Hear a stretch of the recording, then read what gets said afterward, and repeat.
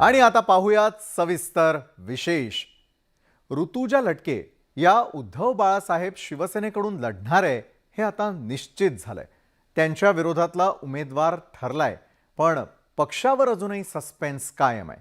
मुरजी पटेल हे कुणाचे उमेदवार असतील यावर अजूनही प्रश्नचिन्ह कायम आहे। मुरजी पटेल भाजपचे की युतीचे की बाळासाहेबांच्या शिवसेनेचे उमेदवार यावर अजूनही प्रश्नचिन्ह आहे। नेमकं भाजप आणि बाळासाहेबांनी शिवसेनेचं अडलंय कुठे पाहूयात, याविषयीचा आमचा हा विशेष रिपोर्ट। मुरजी पटेल कुणाचे उमेदवार? पटेल हातात ढाल तलवार घेणार, कमळाच्या चिन्हावर लढणार पटेल। अंधेरी पूर्वची पोटनिवडणूक प्रचाराआधीच रंगतदार स्थितीत पोहोचली आहे। भाजपनं मुरजी पटेल यांची उमेदवारी जाहीर केली, मुरजी पटेलांनी तयारीही केली, पण निवडणुकीचा रागरंग पाहून शिंदे आणि फडणवीसांनी रणनीती बदलली आहे। फडणवीसांनी शिंदेंसोबत चर्चा करून अंतिम निर्णय घेणार असल्याचं सांगितलं। आम्ही जी बाळासाहेबांची शिवसेना आहे आणि भारतीय जनता पार्टी एकत्रितपणे ही निवडणूक लढवणार आहोत। कोणाचा उमेदवार लढेल या संदर्भात आमची बैठक आहे। त्या बैठकीत मी आणि शिंदे साहेब आम्ही दोघं मिळून ते ठरवणार आहोत। ऋतुजा लटकेंना सहानुभूती मिळू नये याची पुरेपूर काळजी भाजप आणि शिंदेंचा पक्ष घेतोय। त्यामुळेच पटेल यांना ढाल तलवार या चिन्हावर लढण्यावर दोन्ही पक्षात चर्चा सुरू असल्याची माहिती आहे। मुरजी पटेल उमेदवारी अर्ज भरणार होते, पण त्यांनी उमेदवारी अर्ज भरण्याचा निर्णय लांबणीवर टाकलाय। यावर अंतिम निर्णय आता पुढच्या बैठकीत होणार आहे। आपली बाजू विकलांग आहे, आपल्या बाजूमध्ये दम नाही, आपल्या बाजूमध्ये कुठल्याही प्रकारचे ठोस मुद्दे नाहीत, हे लक्षात न घेता तुम्ही जर आमच्यावर बायस आहे असं म्हणत बसलात, पुन्हा एकदा तोच आहे मुळात तुमचा आता खरा विचार कोणता म्हणून लोकांवर बायस व्हा, कारण तुम्ही कुणाचे सगळे जे येत आहेत त्यांना स्वीकारत चाललाय।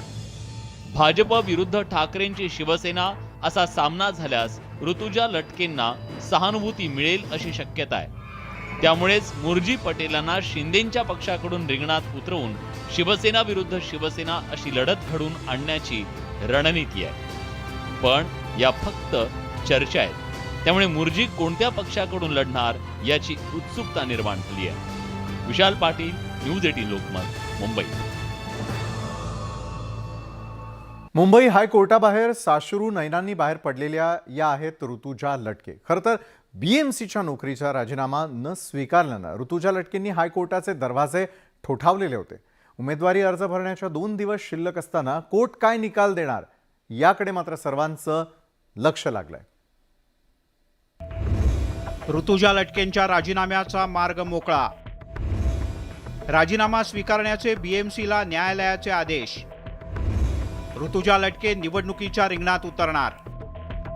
मुंबई उच्च न्यायालयाच्या बाहेर साश्रू नयनांनी बाहेर पडलेल्या या आहेत ऋतुजा लटके। बीएमसीच्या नोकरीचा राजीनामा न स्वीकारल्यानं ऋतुजा लटके यांनी उच्च न्यायालयाचे दरवाजे ठोठावले होते। उमेदवारी अर्ज भरायला 2 दिवस शिल्लक असतानाच कोर्ट काय निकाल देणार याकडे सगळ्यांचं लक्ष लागलं होतं। ऋतुजा लटके यांच्या राजीनाम्याचा अर्ज 3 ऑक्टोबरला आला होता, पण राजीनाम्यावर लगेचच 7 ऑक्टोबरला निर्णय घेता येणार नाही। ऋतुजा लटके यांच्या विरोधात 12 ऑक्टोबरला एक भ्रष्टाचाराची तक्रार दाखल झाल्याचं मुंबई मनपाच्या वकिलांनी सांगितलं। बीएमसीचा कर्मचारी निवडणूक लढवतोय, त्यात इशू का करता? शुक्रवारी सकाळी 11 वाजेपर्यंत महापालिका आयुक्तांनी निर्णय घ्यावा आणि राजीनाम्याच्या बद्दलची माहिती उच्च न्यायालयाला द्यावी असे आदेशच बीएमसीला देण्यात आले आहेत। राजीनाम्यासाठी झुंजवल्याबद्दल लटके यांनी नाराजी व्यक्त केली। माझा न्यायदेवतेवर पूर्णपणे विश्वास होता आणि म्हणूनच मी आता कोर्टामध्ये आलेले आणि आज सुनावणी झाली, तर तो न्याय मला मिळालेला आहे। मला दिलासा वाटला, पण मला एवढंच वाटतं की कोर्टापर्यंत जायची मला वेळ येऊ द्यायची नव्हती, पण नाईलाजास्तव मला जावं लागलं। अडवणूक होते काय असं नाही, अडवणूकच करत होते। फक्त वाईट इतक्या गोष्टीचं वाटतंय, ज्या कोविड काळामध्ये या मुंबई महानगरपालिकेला जगामध्ये स्थान मिळालं. त्याच मुंबई महानगरपालिकेने दिवंगत माननीय रमेश लटकेंच्या पत्नीला एक आगळा वेगळा न्याय देण्याचा प्रयत्न केला. क्रूरतेने तिच्याबरोबर वागले. ऋतुजा लटके यांना बिनविरोध निवडून द्यावं असं आवाहन अनिल परब यांनी सत्ताधाऱ्यांना केलंय. महाराष्ट्रामध्ये निवडणुका बिनविरोध मोठ्या मनाने आतापर्यंत झालेल्या आहेत. आता त्यांनी मोठं मन दाखवावं आणि ही निवडणूक जर बिनविरोध केली तर महाराष्ट्रात अजूनही संस्कृती आहे असं लोकांना वाटेल. ऋतुजा लटके यांचा राजीनामा मंजूर झाला असला तरीही त्यांच्या संघर्षाची पहिली पायरी आहे. फक्त उमेदवारीसाठी ऋतुजा यांना बीएमसी आणि कोर्टाच्या पायऱ्या झिजवाव्या लागल्या. निवडणुकीच्या काळात त्यांना आणखीन मोठ्या अग्निपरीक्षेला सामोरं जावं लागणार आहे. सुस्मिता भदाणे आणि प्रणाली कापसेसह प्रशांत बाग, न्यूज 18 लोकमत, मुंबई. कोकणातल्या रणभूमीमध्ये दोन्ही शिवसेनेचे सेनापती आमने सामने येणार आहेत. रत्नागिरी संगमेश्वर विधानसभा मतदारसंघात उदय सामंतांच्या विरोधात राजन साळवींना उमेदवारी दिली जाण्याची चर्चा सुरू झाली आहे. आणि तसं झालं तर राज्यातल्या बिग फाईटमध्ये कोकणातल्या निवडणुकीचा समावेश होईल. कोकणातल्या रणांगणात दोन सेनापतींमध्ये होणार युद्ध. कोकणातल्या वर्चस्वासाठी होणार घमासान. सामंत साळवींमध्ये लढतीची शक्यता. कोकणात ताकद वाढवण्यासाठी शिवसेना उद्धव बाळासाहेब ठाकरे आणि एकनाथ शिंदेंची बाळासाहेबांची शिवसेना सज्ज झाली आहे. आणि सर्वात मोठी राजकीय लढाई रत्नागिरी संगमेश्वरच्या भूमीत होण्याची शक्यता आहे. एकनाथ शिंदेंच्या बाळासाहेबांची शिवसेना पक्षाकडून उदय सामंतांविरोधात उद्धव ठाकरेंच्या शिवसेनेकडून राजन साळवी आव्हान देऊ शकतात. उदय सामंत यांनी हा मतदारसंघ चांगल्या पद्धतीनं बांधलाय, तर कोकणात पक्षासाठी घेतलेली मेहनत, कार्यकर्त्यांची फौज आणि दांडगा जनसंपर्क या राजन साळवी यांच्या जमेच्या बाजू आहेत. त्यामुळे राजन साळवी हे उदय सामंत यांच्या समोर तगडं आव्हान उभं करू शकतात. काँग्रेसचे अविनाश लाड आणि शिवसेना उद्धव बाळासाहेब ठाकरे पक्ष यांच्यातली जवळीक वाढली आहे. त्यामुळे उदय सामंतांसमोर भविष्यात राजकीय आव्हान निर्माण होऊ शकतं. दरम्यान राजन साळवी यांनी मात्र राजापूर मतदारसंघाची साथ सोडणार नसल्याचं सूचक ट्विट केलंय. त्यामुळे भविष्यात राजन साळवी काय भूमिका घेणार याकडे सर्वांचं लक्ष लागलंय. मैदानात कुणीही उतरलं तरी फरक पडणार नाही असं बाळासाहेबांच्या शिवसेनेनं स्पष्ट केलंय. कोकणात ताकद दाखवून देऊ असंही दीपक केसरकर यांनी सांगितलं. राजन साळवींना रत्नागिरी संगमेश्वरच्या मैदानात उतरवण्यासाठी पक्षाचे प्रयत्न सुरू आहेत. मात्र राजन साळवींचं मन राजापूरमध्येच अडकल्याचं त्यांच्या ट्विटवरून स्पष्ट होत आहे. त्यामुळे आता उदय सामंतांच्या विरोधातल्या लढाईत उद्धव ठाकरेंची शिवसेना कुणाला उतरवणार याकडे सगळ्यांचं लक्ष लागलंय. विशाल रेवडे, न्यूज 18 लोकमत, रत्नागिरी. राज्यातील शिंदे फडणवीस यांच्या सरकारनं गेल्या महाविकास आघाडी सरकारनं घेतलेल्या ग्रामविकास खात्याच्या निर्णयांना स्थगिती देत चांगलाच दणका दिलाय. पाहूयात याच संदर्भातला आमचा हा विशेष रिपोर्ट.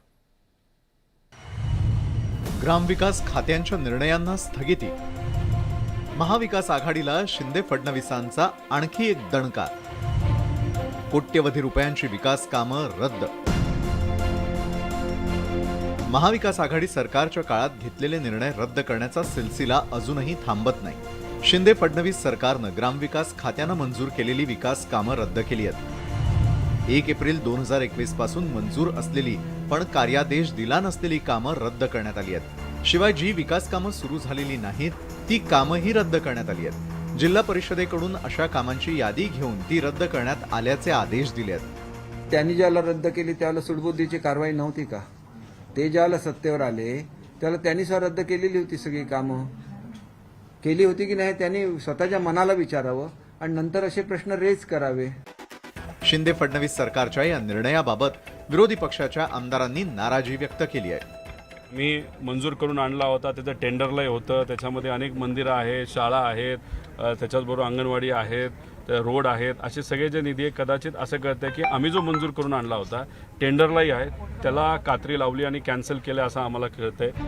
शिवसेनेनंही या निर्णयावरती तीव्र नाराजी व्यक्त केली आहे. ग्राम विकास विभागातून पण देखील आणि विशेषतः 25-15 मध्ये पण देखील पक्षपात जे केलं जात आहेत ह्या तक्रारी देखील माननीय आमदार देत आहेत आणि त्याची दखल घेऊन याबाबत काय उचित पक्षाच्या वेगवेगळे जे नेते आहेत हे निर्णय घ्यायचं ते आम्ही ठरवतोय.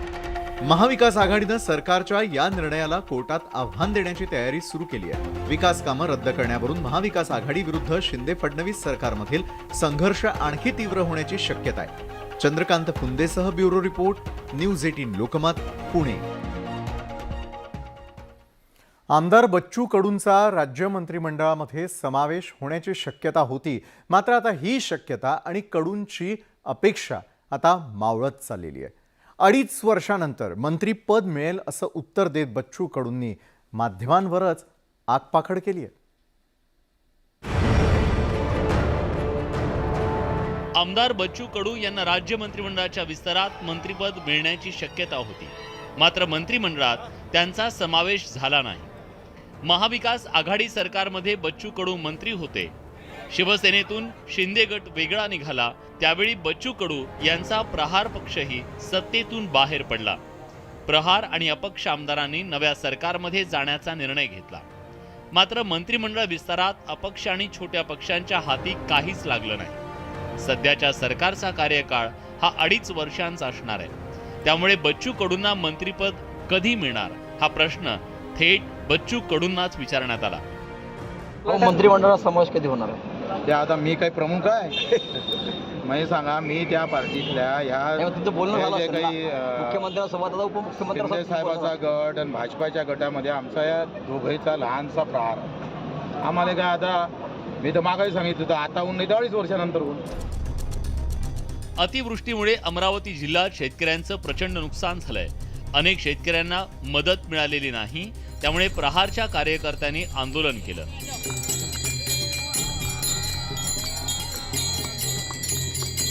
या मुद्द्यावरून माध्यमांनी बच्चू कडूंना प्रश्न विचारला, मात्र प्रश्नाचं उत्तर देण्याऐवजी कडूंनी माध्यमांना सल्ले द्यायला सुरुवात केली. तुमच्या खात्यात पैसे दाखवतो शेतकऱ्याच्या, माहीत घेत नाही, काय नाही, उठून कोणा फोन केला चाललं सांगाले, याचा काही अर्थ आहे का? मीडिया म्हणजे काय असतं, पत्रकार काय असतं, त्यांना संशोधन केलं पाहिजे, माहिती घेतली पाहिजे. कुठलं सुटलं लावलं खात्यात पैसे जमा झाले, किती जणांचे दाखवू जमा झाले? ते 2 दिवस अगोदरच पैसे जमा झाले. एकनाथ शिंदे यांनी शिवसेनेतून वेगळी चूल मांडल्यानंतर बच्चू कडू सुरुवातीपासून त्यांच्या सोबत होते. त्यामुळे पहिल्याच विस्तारात बच्चू कडूंचा समावेश होण्याची शक्यता वर्तवली जात होती. मात्र आता जसजसा काळ लोटत चाललाय तसतसा मंत्रिपदाचा मुद्दा मागे पडत चाललाय की काय असा प्रश्न निर्माण झालाय. त्यामुळे बच्चू कडूंचा संताप होणं स्वाभाविक आहे. मात्र हा संताप माध्यमांवर काढण्याची काहीच गरज नव्हती, हेही तितकंच खरं. मीडिया म्हणजे काय असतं, पत्रकार काय असतं, त्यांना संशोधन केलं पाहिजे, माहिती घेतली पाहिजे. संजय शेंडे, न्यूज 18 लोकमत, अमरावती. कर्नाटकचे मुख्यमंत्री बसवराज बोम्मई यांनी कोल्हापुरात कर्नाटक भवन उभारण्याची घोषणा करत सीमावासियांच्या जखमेवर मीठ चोळण्याचा प्रकार केलेला आहे आणि याच विरोधात आता संतप्त प्रतिक्रिया देखील उमटत आहेत. शिवसेना उद्धव बाळासाहेब ठाकरे पक्षाने याला तीव्र विरोध दर्शवलाय आणि त्यामुळे हा वाद आणखी चिघळण्याची शक्यता आहे. पाहूयात आमचा विशेष रिपोर्ट. कोल्हापुरात कर्नाटक भवन उभारणार, सीमावासियांच्या जखमेवर मीठ, कोल्हापूरकरांच्या संतप्त प्रतिक्रिया, ठाकरेंच्या पक्षाचा तीव्र विरोध.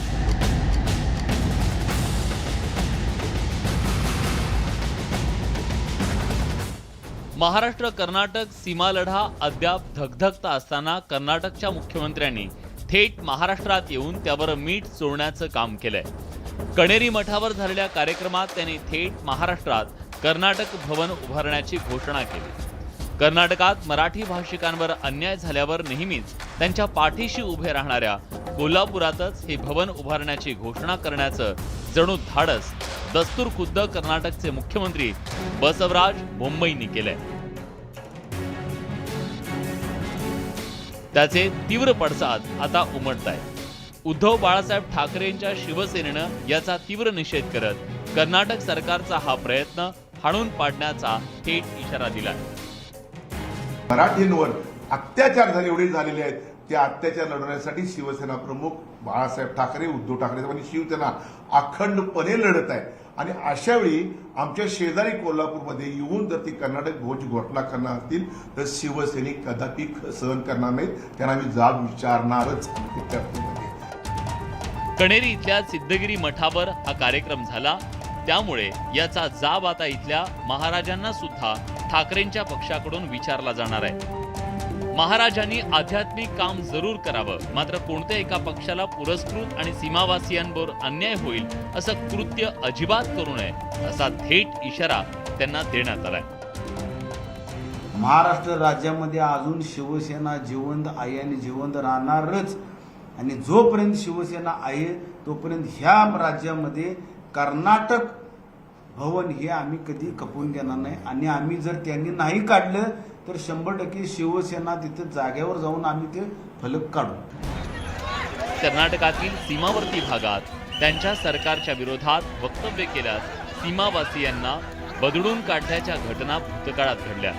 त्या गोष्टी नजरेआड करत कर्नाटकचे सध्याचे मुख्यमंत्री मात्र महाराष्ट्रात येऊन दिमाखात घोषणा करत असतील तर महाराष्ट्र सरकारनं देखील त्याचा गांभीर्यानं विचार करण्याची गरज आहे आणि त्यांचा हा मनसुबा धुडकावून लावायला हवा. ज्ञानेश्वर साळोखे, न्यूज 18 लोकमत, कोल्हापूर. जानेवारी 1848 साली महात्मा फुले आणि सावित्रीबाई फुले यांनी पुण्यातील भिडेवाड्यामध्ये देशातली पहिली मुलींची शाळा सुरू केली. या वाड्यासमोर असलेला माहिती फलक चोरीला गेल्याचा गंभीर प्रकार घडलेला आहे आणि त्यापेक्षा गंभीर आहे ढिम्म पोलीस आणि प्रशासनाची उदासीनता.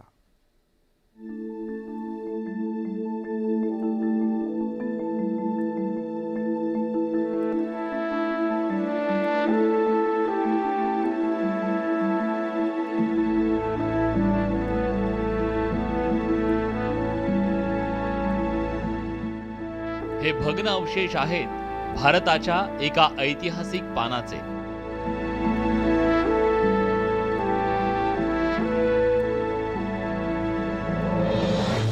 मुलींच्या शिक्षणाचा पाया रोवताना या भिंतींनी महात्मा ज्योतिराव फुले आणि सावित्रीबाईंना पाहिले. इथंच त्यांनी मुलींची देशातली पहिली शाळा सुरू केली.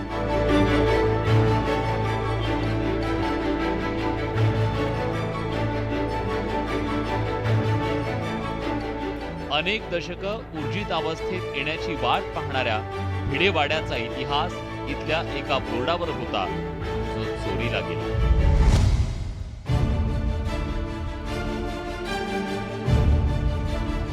इथेच तो भिडेवाडा आहे हे सर्वसामान्यांना कळावं, पर्यटकांना कळावं म्हणून किमान त्या बोर्डाचा तरी उपयोग होत होता, ज्याला हेरिटेज बोर्ड म्हटलं जात होतं. कारण वाडा बघण्याच्या अवस्थेमध्ये नाहीये. एक माहिती म्हणून इथं जो फलक लावण्यात आलेला होता तोही आता चोरीला गेला. उरला सुरला बोर्डही चोरीला गेल्यावर त्याची पोलिसात तक्रार करण्यात आली, पण उपयोग शून्य. सदर बोर्ड गायब झाल्याप्रकरणी आम्ही फरसखाना पोलीस स्टेशनमध्ये तक्रार देण्यात आली होती.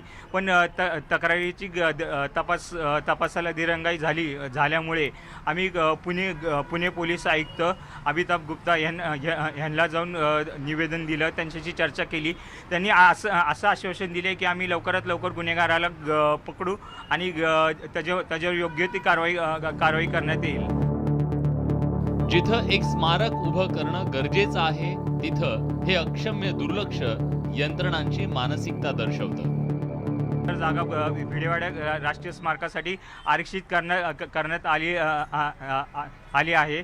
तरी परिस्थिती आजची परिस्थिती अशी आहे की भिडेवाड्याच्या सुरक्षेचा प्रश्न आता आला आहे. भिडेवाड्याच्या सुरक्षेची जबाबदारी प्रशासन घेत नाहीये. प्रशासन जाणून बुजून या गोष्टीकडे कानाडोळा करत आहे. भग्नावस्थेत असलेला इतिहासाचा हा साक्षीदार आज शेवटच्या घटका मोजत असताना त्याची उरली सुरली ओळखही पुसली जातीये हे दुर्दैव आहे. इतिहासाबद्दलची वर्तमानातली आपली ही उदासीनता अशीच राहिली तर भविष्य आपल्याला माफ करणार नाही हे नक्की. वैभव सोनवणे, न्यूज 18 लोकमत, पुणे. न्यूज 18 लोकमत विशेषमध्ये संपूर्ण दिवसभरात जे काय घडलं विशेष ते पाहणार आहोत एका छोट्याशा ब्रेकनंतर. अंधेरी पोटनिवडणुकीमध्ये शिवसेनेचे एकेकाळचे कट्टर विरोधी असलेल्या कम्युनिस्टांनी उद्धव ठाकरेंच्या पक्षाला पाठिंबा जाहीर केलाय. यावरून आता भाजपनं ठाकरेंवर जोरदार टीका केलेली आहे. पाहूयात याच संदर्भातला आमचा विशेष रिपोर्ट.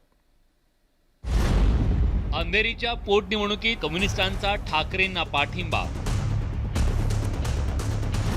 शिवसेनेचा भगवा झाला लाल. कम्युनिस्टांच्या पाठिंब्यावरून भाजपची ठाकरेंवर टीका. अंधेरी पोटनिवडणुकीत उद्धव ठाकरेंची शिवसेना रिंगणात आहे. या पोटनिवडणुकीत भाजप आणि बाळासाहेबांच्या शिवसेनेचा उद्धव ठाकरेंच्या पक्षाशी सामना होणार आहे. या निवडणुकीत एकेकाळचे शिवसेनेचे कट्टर विरोधी असलेल्या कम्युनिस्टांनी उद्धव ठाकरेंच्या पक्षाला पाठिंबा जाहीर केलाय. भाकपच्या पाठिंब्यावरून भाजपनं उद्धव ठाकरेंवर टीकेचे बाण सोडले.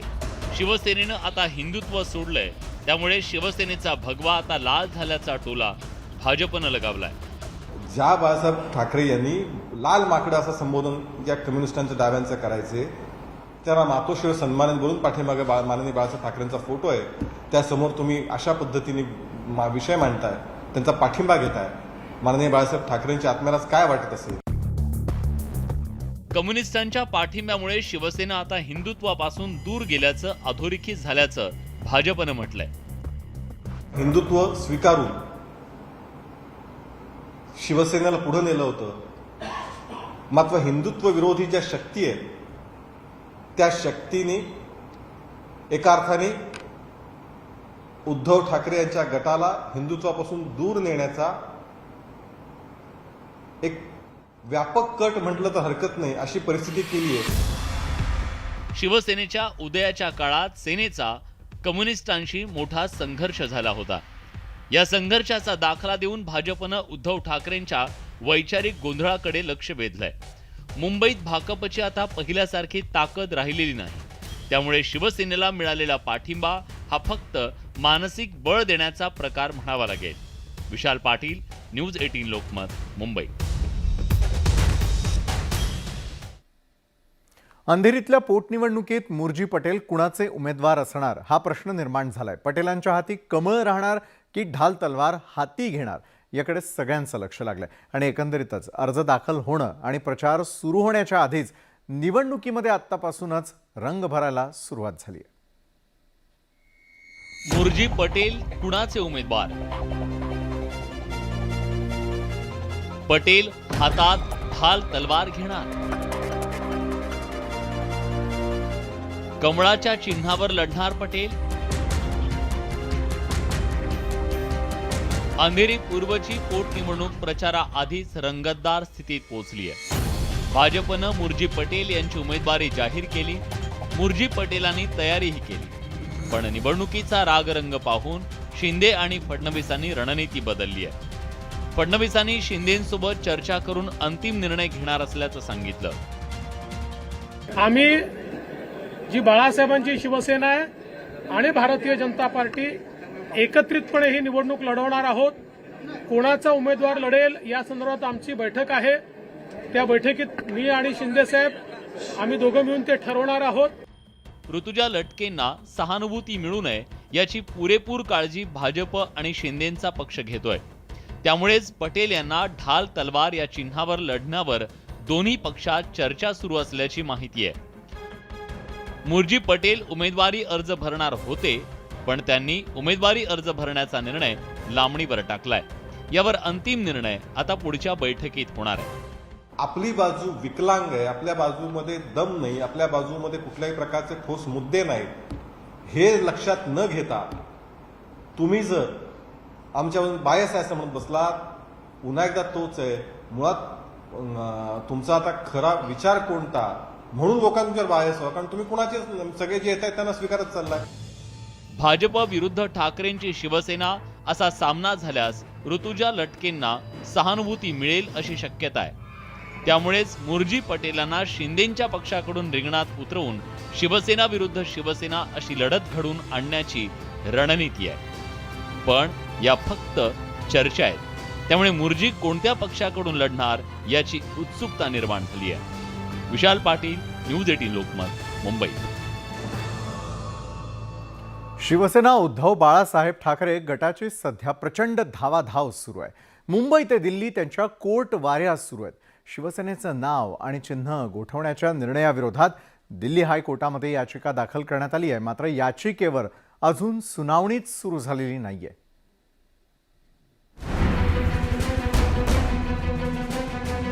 निवडणूक आयोगानं शिवसेना नाव आणि धनुष्यबाण हे पक्षचिन्ह दोन्ही गोठवले.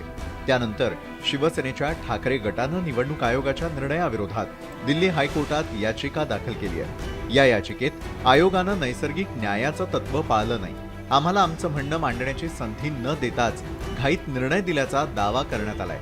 केंद्रीय निवडणूक आयोगानं शनिवारी पक्षाशी संबंधित सर्व गोष्टी मागवल्या होत्या. त्या शनिवारीच सादर करण्यात आल्या होत्या. मात्र आयोगानं आमचं म्हणणं ऐकून न घेता शनिवारी रात्रीच निर्णय दिला, असा आरोप शिवसेनेकडून करण्यात आलाय. दिल्ली हायकोर्टासमोर शिवसेनेनं अनेक बाबी मांडल्यात. सुप्रीम कोर्टातही पक्षाच्या घटनेपासून सर्व गोष्टी नमूद केलेल्या आहेत. तसंच केंद्रीय निवडणूक आयोगानं निर्णय घेताना घेतलेली घाई पक्षाकडून निदर्शनास आणून देण्यात आली आहे. शिवसेना उद्धव बाळासाहेब ठाकरे गटाला त्यांची जुनी निशाणी असलेलं धनुष्यबाण हवंय. मशाल चिन्ह मिळालेलं असलं तरी शिवसेनेच्या जुन्या चिन्हासाठी आग्रह कायम आहे. मात्र अजून या याचिकेवर सुनावणी झालेली नाही. त्यामुळे शिवसेनेच्या नजरा दिल्ली हायकोर्टावर खिळल्यात. शिवसेना उद्धव बाळासाहेब ठाकरे पक्षाच्या वतीनं दिल्ली उच्च न्यायालयामध्ये याचिका दाखल करण्यात आली आहे. या याचिकेत मागणी करण्यात आलेली आहे की केंद्रीय निवडणूक आयोगाने आमचा नैसर्गिक न्यायाचा अधिकार हिरावून घेतला आहे. मात्र गेल्या 4 दिवसापासून या याचिकेवर सुनावणी होऊ शकली नाही. ही याचिका सूचीबद्धच होत नाही. जर याचिका सूचीबद्ध झाली नाही तर सुनावणी होणार नाही आणि सुनावणी झाली नाही तर निकाल लागणार नाही. त्यामुळे या याचिकेकडे आणि खुद्द दिल्ली उच्च न्यायालयाकडे संपूर्ण महाराष्ट्राचं लक्ष लागलं आहे. नवी दिल्लीहून व्हिडिओ जर्नलिस्ट शिव तिवारीसह प्रशांत रामदास, न्यूज 18 लोकमत. शिवसेना उद्धव बाळासाहेब ठाकरे पक्षाच्या वतीनं केंद्रीय निवडणूक आयोगाला एक खरमरीत पत्र लिहिण्यात आलेलं आहे. केंद्रीय निवडणूक आयोग आमच्या पक्षाला सापत्न वागणूक देत असल्याचा आरोपही या 4 पानी पत्रातून करण्यात आलेला आहे. ठाकरेंचा केंद्रीय निवडणूक आयोगाशी पंगा, खरमरीत पत्र लिहिलं. पत्रातून सापत्न वागणुकीचा आरोप.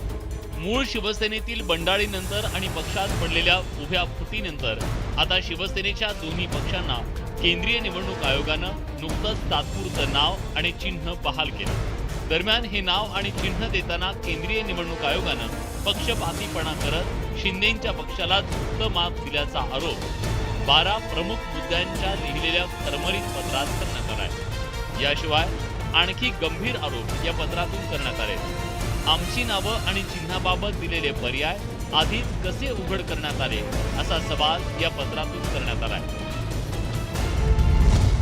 निवडणूक आयोग आम्हाला सापत्न वागणूक देत आहे. नाव आणि चिन्ह देताना शिंदे गटाला तर माप दिलं गेलं. शिंदे गट ठाकरे गटाबाबत आयोगाकडून भेदभाव का? केंद्रीय निवडणूक आयोग शिंदे गटाला प्राधान्य देत आहे. निवडणूक आयोगाच्या सूचनेनंतरही शिंदे गटानं कागदपत्र सादर केली नाही. शिंदे गट अंधेरी पोटनिवडणूक लढवत नाही तरी आमचं चिन्ह रद्द केलं. आम्ही दिलेल्या कागदपत्रांची माहिती शिंदे गटाला कशी मिळते? आमच्या पक्षाचं नाव आणि चिन्हाबाबतचे पर्याय आधीच कसे उपलब्ध झाले? तर शिंदेंच्या पक्षाकडून तसंच भाजपकडून या आरोपांचं खंडन करण्यात आलंय. 80% वरती शिवसेना आमच्यासोबत आहे. आम्ही म्हणायला पाहिजे की निशाणी जी धनुष्यबाण आहे ती आमची आहे, आमचा नैसर्गिक हक्क आहे, तो आम्हाला मिळालेला नाही आहे, आमच्यावर अन्याय झाला हे आम्ही म्हणायला पाहिजे. तुम्हाला कुठला अधिकार आहे?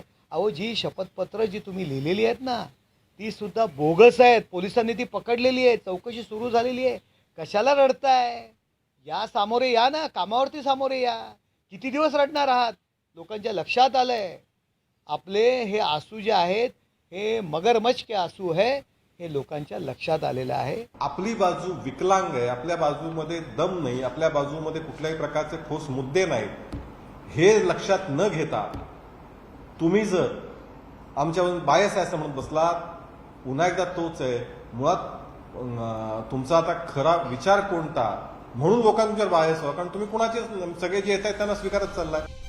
ठाकरे आणि शिंदेंच्या पक्षाकडून एकमेकांवर आता अशाच आरोप प्रत्यारोपांच्या दाव्या प्रतिदाव्यांच्या मालिका रंगत जाणार आहे. मात्र दोघांच्या या साठमारीत जनतेचे प्रश्न अडकू नयेत एवढीच सर्वसामान्य जनतेची अपेक्षा. Bureau report, news 18 Lokmat.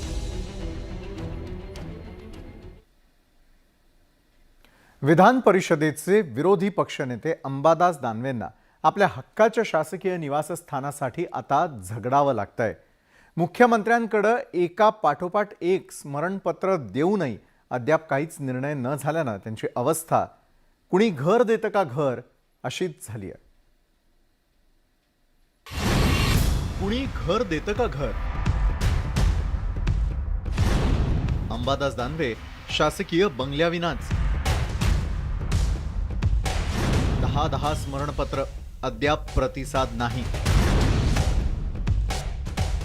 राजकारणात कुणाचं कधी पारडं फिरेल याचा भरवसा नसतो. आज सत्तेत असलेले विरोधकांच्या भूमिकेत कधी जातील तर आज विरोधात असलेले सत्तेत पुन्हा कधी येतील याचा काहीच अंदाज बांधता येत नाही. तसंच सध्याच्या घडीला राज्यातील राजकारणाचं झालंय. राज्याच्या राजकारणातील सारी समीकरणं बदलली आहेत. विधान परिषदेच्या विरोधी पक्षनेतेपदी ठाकरेंच्या पक्षाचे आमदार अंबादास दानवे नियुक्त झाले. नियमाप्रमाणे त्यांना शासकीय बंगला हा अद्यापपर्यंत मिळायला हवा होता. त्यासाठी त्यांनी मुख्यमंत्री कार्यालयाला आतापर्यंत तब्बल 10 स्मरणपत्र दिली. तरीही मुख्यमंत्री शिंदे यांच्या कार्यालयाकडून मान्यता मिळाली नसल्यामुळे त्यांच्यावर कुणी घर देतं का घर असं म्हणायची वेळ आली आहे. विधानसभेतील विरोधी पक्षनेते अजित पवार यांना उपमुख्यमंत्रीपदी असताना असलेला देवगिरी बंगला खास बाब म्हणून देण्यात आला होता. उपमुख्यमंत्री देवेंद्र फडणवीस यांच्याशी अजित पवार यांचे स्नेहसंबंध असल्यानं हा बंगला त्यांना मंजूर करण्यात आल्याची चर्चा होती. विधान परिषदेतील विरोधी पक्षनेते दानवे यांना मात्र शासकीय निवासस्थानासाठी आता धडपड करावी लागते. ह्या सगळ्या फायली आता मुख्यमंत्र्यांच्या टेबलवर आहेत. मुख्यमंत्र्यांचे आदेश झाल्याशिवाय आम्ही निवासस्थान देणार नाही.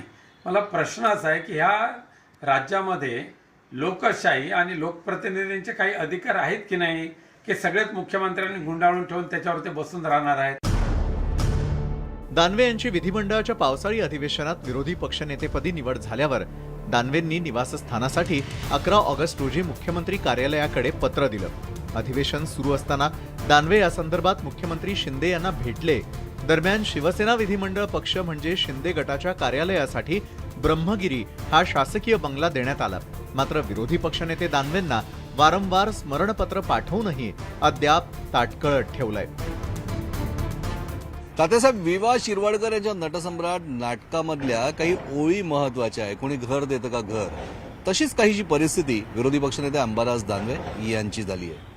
खरं तर प्रतापगड हे शासकीय निवासस्थान मिळावं हा अर्ज त्यांनी थेट मुख्यमंत्र्यांना केलाय, साकडं घातलंय. सध्या तरी या निवासस्थानी अंबादास दानवे हेच राहत आहेत. पण अधिकृतरित्या हे निवासस्थान अजूनही त्यांना दिलं गेलं नसल्यानं निदान हे घर तरी मला अलॉट करण्यात यावं अशा प्रकारचं साकडं थेट मुख्यमंत्री एकनाथ शिंदे यांना अंबादास दानवे यांनी घातलंय. व्हिडिओ जर्नलिस्ट अरुण पेंडेकरसह प्रशांत बाग, न्यूज 18 लोकमत, मुंबई. कोकणातल्या रणभूमीत दोन्ही शिवसेनेचे सेनापती आमने सामने येणार आहेत. रत्नागिरी संगमेश्वर विधानसभा मतदारसंघात उदय सामंतांच्या विरोधात राजन साळवींना उमेदवारी दिली जाण्याची चर्चा सुरू झाली आहे. आणि तसं झालं तर राज्यातल्या बिग फाईटमध्ये कोकणातल्या निवडणुकीचा समावेश होईल. कोकणातल्या रणांगणात दोन सेनापतींमध्ये होणार युद्ध. कोकणातल्या वर्चस्वासाठी होणार घमासान. सामंत साळवींमध्ये लढतीची शक्यता. कोकणात ताकद वाढवण्यासाठी शिवसेना उद्धव बाळासाहेब ठाकरे आणि एकनाथ शिंदेंची बाळासाहेबांची शिवसेना सज्ज झाली आहे. आणि सर्वात मोठी राजकीय लढाई रत्नागिरी संगमेश्वरच्या भूमीत होण्याची शक्यता आहे. एकनाथ शिंदेंच्या बाळासाहेबांची शिवसेना पक्षाकडून उदय सामंतांविरोधात उद्धव ठाकरेंच्या शिवसेनेकडून राजन साळवी आव्हान देऊ शकतात. उदय सामंत यांनी हा मतदारसंघ चांगल्या पद्धतीनं बांधलाय तर कोकणात पक्षासाठी घेतलेली मेहनत, कार्यकर्त्यांची फौज आणि दांडगा जनसंपर्क या राजन साळवी यांच्या जमेच्या बाजू आहेत. त्यामुळे राजन साळवी हे उदय सामंत यांच्या समोर तगडं आव्हान उभं करू शकतात. काँग्रेसचे अविनाश लाड आणि शिवसेना उद्धव बाळासाहेब ठाकरे पक्ष यांच्यातली जवळीक वाढली आहे. त्यामुळे उदय सामंतांसमोर भविष्यात राजकीय आव्हान निर्माण होऊ शकतं. दरम्यान राजन साळवी यांनी मात्र राजापूर मतदारसंघाची साथ सोडणार नसल्याचं सूचक ट्विट केलंय. त्यामुळे भविष्यात राजन साळवी काय भूमिका घेणार याकडे सर्वांचं लक्ष लागलंय. मैदानात कुणीही उतरलं तरी फरक पडणार नाही असं बाळासाहेबांच्या शिवसेनेनं स्पष्ट केलंय. कोकणात ताकद दाखवून देऊ असंही दीपक केसरकर यांनी सांगितलं. राजन साळवींना रत्नागिरी संगमेश्वरच्या मैदानात उतरवण्यासाठी पक्षाचे प्रयत्न सुरू आहेत. मात्र राजन साळवींचं मन राजापूरमध्येच अडकल्याचं त्यांच्या ट्विटवरून स्पष्ट होत आहे. त्यामुळे आता उदय सामंतांच्या विरोधातल्या लढाईत उद्धव ठाकरेंची शिवसेना कुणाला उतरवणार याकडे सगळ्यांचं लक्ष लागलंय. विशाल रेवडे, न्यूज 18 लोकमत, रत्नागिरी. शिक्षणासाठी शाळेचं वीज बिल भरण्याची वेळ गोरगरीब विद्यार्थ्यांवरती आलेली आहे. जिल्हा परिषदांच्या शाळा डिजिटल झाल्या, मात्र बिल भरायला अनुदानच मिळत नाही आणि त्यामुळे शिक्षण घेणाऱ्या विद्यार्थ्यांवरती मागील 4 वर्षांपासून बिल भरण्याची वेळ आली आहे. पाहुयात खेड तालुक्यातला हा धक्कादायक रिपोर्ट. शिक्षण घ्यायचं तर बिल भरा. विद्यार्थ्यांच्या माथी शाळेचं वीज बिल. शाळा डिजिटल, मात्र बिलाचा अंधार. झेडपीच्या शाळांना कधी मिळणार अनुदान? वीज बिलांची ही रक्कम विद्यार्थ्यांना भरावी लागतेय. सरकारकडून वीज बिल भरण्यासाठीचं अनुदान झेडपीच्या शाळांना मिळत नाही. परिणामी वीज बिल भरण्यासाठी सामाजिक कार्य करणाऱ्या व्यक्तींची मदत घ्यावी लागते. झेडपीच्या डिजिटल शाळेला कम्प्युटर, LED टीव्ही देण्यात आला. त्याचा विद्यार्थ्यांना शिक्षणासाठी मोठा फायदा होतोय. मात्र वीज बिलाचा भुर्दंड किती दिवस सहन करायचा हा प्रश्न निर्माण झालाय. सर्व विद्यार्थी पालकांकडून पैसे काढून गोळा करतो आणि शाळेत भरतो. आम्ही इयत्ता पहिलीपासून लाईट बिल भरतो. शाळेचं लाईट बिल? हो. रत्नागिरी जिल्ह्यात भयावह परिस्थिती पाहायला मिळते. खेड तालुक्यातील झेडपीच्या 166 शाळांमध्ये थकबाकी शिल्लक आहे. 94 शाळांमध्ये वर्गणी काढून बिल भरण्यात आलं. 72 प्राथमिक शाळांकडे 1 लाखाचं वीज बिल थकीत आहे. वीज कट होऊ नये यासाठी वर्गणी काढून बिल भरण्यात आलं, तर ग्रामपंचायतींकडे निधीची कमतरता आहे. त्यामुळे वीज बिल भरू शकत नसल्याचं ग्रामपंचायतींनी स्पष्ट केलंय.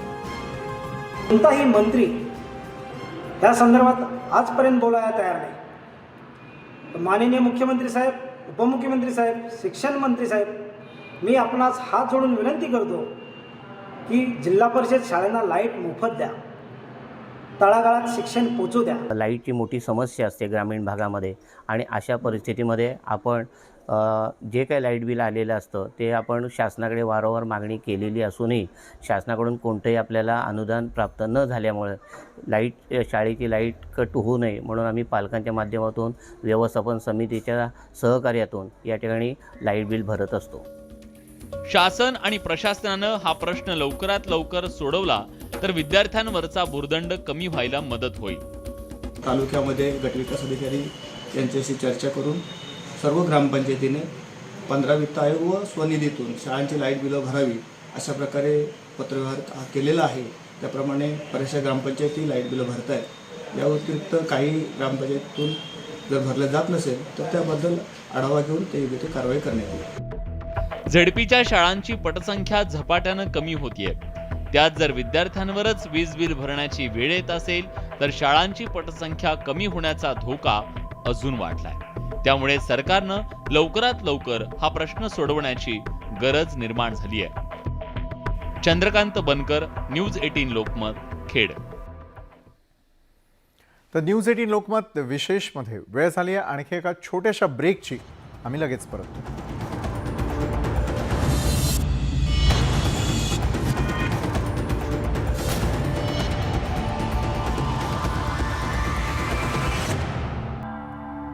ब्रेकनंतर आपण पाहताय न्यूज 18 लोकमत विशेष.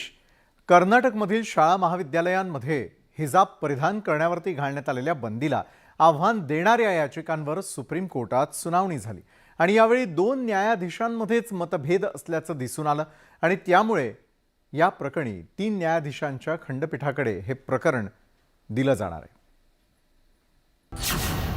हिजाब प्रकरण मोठ्या खंडपीठाकडे. हिजाब प्रकरणी 2 न्यायमूर्तींमध्ये मतभेद. 2 न्यायमूर्तींमध्ये मतभेद असल्याने कर्नाटकातल्या हिजाब बंदीचा फैसला आता 3 न्यायमूर्तींच्या खंडपीठाकडे सोपवण्यात आलाय.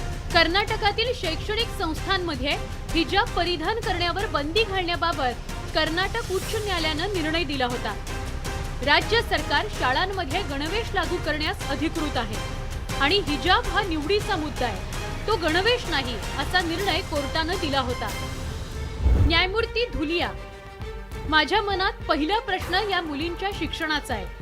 आपण या मुलींचं आयुष्य काहीसं सुलभ करतो आहोत का? मी कर्नाटक सरकारचा 5 फेब्रुवारीचा निकाल रद्द करतो. तसंच हिजाबवरील बंदी उठवावी असे आदेश देतो. न्यायमूर्ती हेमंत गुप्ता, कर्नाटक उच्च न्यायालयाचा निर्णय कायम ठेवत सगळ्याच्या सगळ्या 26 याचिका फेटाळतो. तसंच हिजाब इस्लाम धर्माच्या परंपरांचा अत्यावश्यक भाग नसल्याच्या कर्नाटक उच्च न्यायालयाच्या निकालावर शिक्कामोर्तब करतो. तसंच शैक्षणिक संस्थांमध्ये हिजाब बंदी करणं योग्य असल्याचंही स्पष्ट केलं. हिजाबवर सर्वोच्च न्यायालयात न्यायाधीशांची वेगवेगळी मतं असल्यानं हे प्रकरण मोठ्या खंडपीठाकडे पाठवण्याचा निर्णय घेण्यात आलाय.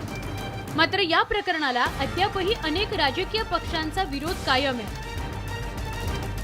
अनेक अशा मुली असतील जे शिक्षणापासून दूर होतील आणि ते नको व्हायला म्हणून आम्ही हे सांगितलं होतं की ड्रेस काय आहे, ती बुरखा घालत आहे, ती हिजाब घालत आहे, ती आपल्या डोक्यावर दुपट्टा घालत आहे, हे महत्त्वाचं नाही आहे. देशाला आपल्याला सगळ्यांना शिक्षा देणं ही खूप महत्त्वाचं आहे. दरम्यान हिजाब संदर्भातलं हे प्रकरण आता मोठ्या खंडपीठाकडे पाठवण्यात आलंय. त्यामुळे खंडपीठ हिजाबवर काय निर्णय घेतं याकडे सगळ्या देशाचं लक्ष लागलंय. Bureau report, news 18 Lokmat. तर या होत्या आज संपूर्ण दिवसभरात घडलेल्या अतिशय महत्त्वाच्या अशा विशेष घडामोडी. तर आजच्या न्यूज 18 लोकमत विशेषमध्ये वेळ झाली इथंच थांबण्याची. ताज्या घडामोडींसाठी पाहायला विसरू नका न्यूज 18 लोकमत.